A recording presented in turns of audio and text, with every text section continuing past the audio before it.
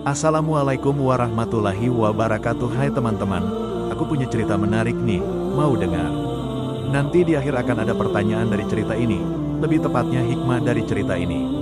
Yuk dengar, ceritanya berjudul Kebiasaan yang Tertukar. Dahulu kala, di sebuah desa yang damai di tanah Arab, hidup dua orang pemuda kakak beradik bernama Amir dan Faris. Meskipun berasal dari keluarga yang sama dan dibesarkan dengan nilai-nilai agama yang sama, kebiasaan mereka sangat bertolak belakang hingga membuat orang-orang di desa sering heran. Si Abang Amir adalah sosok yang selalu keluar rumah dari pagi hingga larut malam. Ia sangat gemar melakukan perbuatan maksiat, sering berjudi di tempat yang tidak pantas, suka menghabiskan waktu dengan minuman keras yang membuatnya mabuk-mabukan, dan bahkan terlibat dalam perbuatan zina. Kelakuan buruknya membuatnya dikenal sebagai orang yang tidak baik di desa.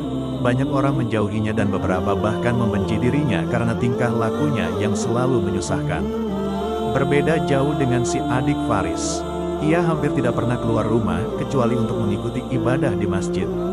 Hari-harinya selalu diisi dengan beribadah kepada Allah SWT, sholat 5 waktu tidak pernah terlewat, sering berzikir, membaca Al-Quran, dan melakukan ibadah sunnah lainnya.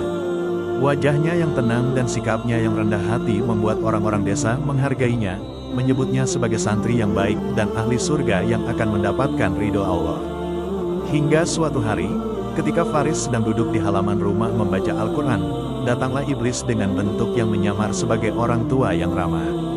Dengan ucapan yang licik dan tatapan yang mencoba membujuk, iblis berkata, "Hai Faris, pernahkah kamu merasakan angin segar dari dunia luar?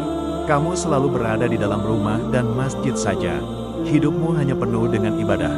Kalau kamu coba sekali dua kali keluar menikmati dunia, toh Allah Maha Pengampun, pasti akan mengampuni kamu." Faris yang selama ini hanya tahu dunia ibadah mulai merasa penasaran. Pikiran tentang dunia luar yang belum pernah ia rasakan membuat hatinya sedikit bergoyang.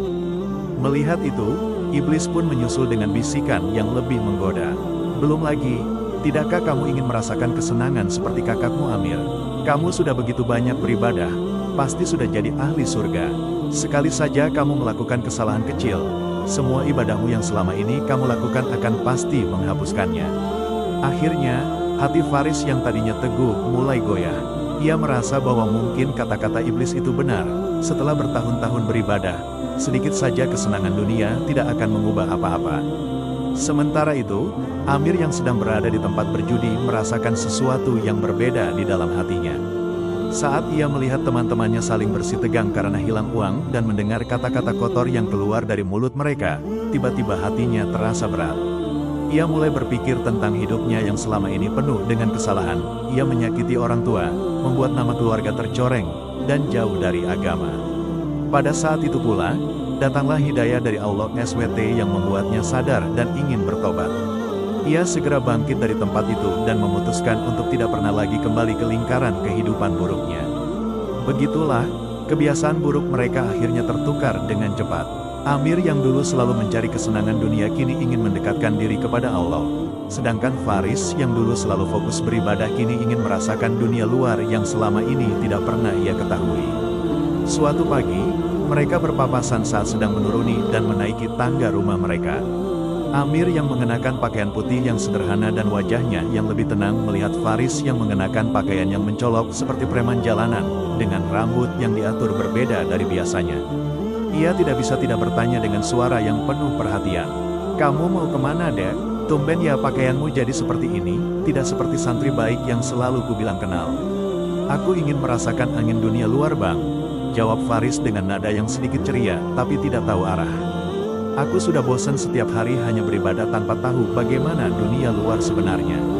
Lalu Faris pun melihat Amir yang tidak lagi membawa barang-barang yang biasa dia bawa saat pergi kesenangan, dan bertanya, "Tumben juga lu Bang, tidak pergi ke tempat-tempat kesenangan yang dulu kamu sering kunjungi."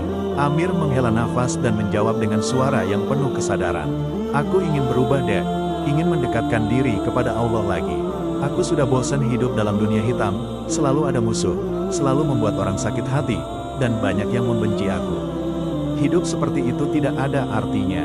Setelah itu, mereka berpisah di anak tangga. Amir naik ke atas untuk masuk kamar dan mengambil Al-Quran, ingin mulai belajar agama dan bertaubat kepada Allah dengan tulus. Sementara itu, Faris melangkah keluar rumah dengan langkah yang percaya diri, tanpa menyadari bahwa ia sedang menjauh dari jalan yang benar dan terjerumus ke jurang kesesatan. Singkat cerita, beberapa waktu kemudian nasib mereka pun terlihat jelas. Amir ditemukan meninggal dunia dengan posisi sujud saat sedang melaksanakan sholat di masjid, wajahnya tenang seperti mendapatkan kedamaian yang selama ini tidak pernah ia rasakan. Sedangkan Faris meninggal dunia karena kecelakaan ketika sedang berada di tempat yang tidak pantas untuknya berada. Kebiasaan mereka yang dulunya sangat bertolak belakang, akhirnya benar-benar tertukar sampai akhir hidup mereka.